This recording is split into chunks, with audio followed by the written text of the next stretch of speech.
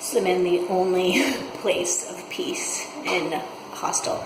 The bathroom, classy. Actually, this is actually a pretty decent hostel.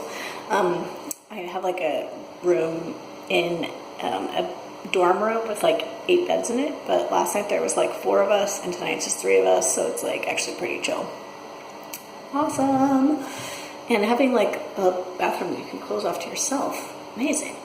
Anyway, plus it's like really central, right on the central square in Krakow.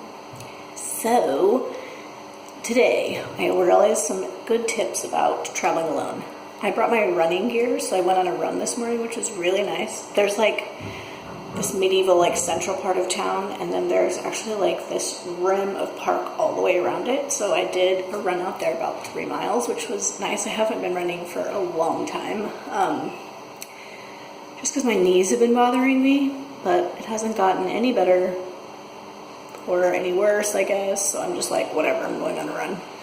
So I went running, which was really nice. I went running this morning, and then I kind of just like took my time kind of like planning my day and figuring things out, and booked my Auschwitz tour for tomorrow, got that all settled.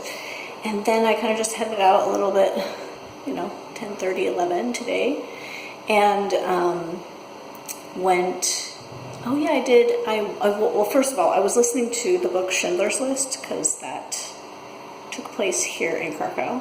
So I kind of walked that park again on the way to the Jewish quarter while I was listening to Schindler's List. Very good, highly recommend it. I don't know if I could handle watching the movie.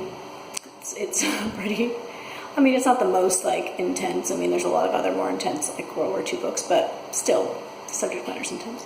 So then at 1:30 I did a walking tour of the Jewish quarter, which is really fascinating. We saw some of the old synagogues and learned about Jewish life before the war and then during and after the war. So there used to be like 1/4 of the city used to be Jewish, and now there's like 1,000 of them, and maybe like 200 that are like practicing Jews, and others that are just like identify as Jewish but aren't practicing.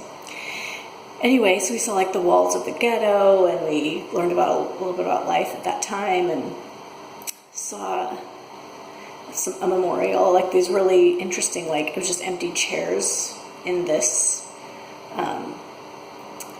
big plaza, and I guess that's where people used to come when they were getting deported somewhere else, and would come and just like sit in their suitcases and kind of wait and stuff, and then the other Jews that were still left behind would go into their homes and just see these empty chairs with like nobody coming back to them. So I guess that's where they got the idea for the empty chairs. And the tour finished at Schindler's factory. So anyway, again, a really fascinating story. He saved like 1,300 Jews through his manufacturing business, just basically saying they were indispensable to manufacturing like goods for the war. So he saved like 1,300 Jews. Oddly enough, he wasn't particularly an altruistic man. Like he had a mistress and had an affair, and it was just kind of like, and it sounds like maybe he was just in it for the money or something, and then like halfway through he kind of realized like, oh, we're not going to win this thing, and then he was in it to save his own hide. But regardless of why he did it, who really cares? Like, he did. So fascinating story though. So then I went to, the Polish World War II Museum is inside the factory was mostly destroyed, but it's on the site where the factory was. And so that was very interesting and harrowing, of course. So, the World War II wasn't just bad for Jews, it was pretty crazy for Polish people too. So interesting to learn about that. Then I came back. That took up, like most of the day. So then I got back, and I had met this girl earlier who was here traveling on her own from Germany. So she and I went to dinner, and I got some traditional Polish thing that I can't recall the name of, but that was really good.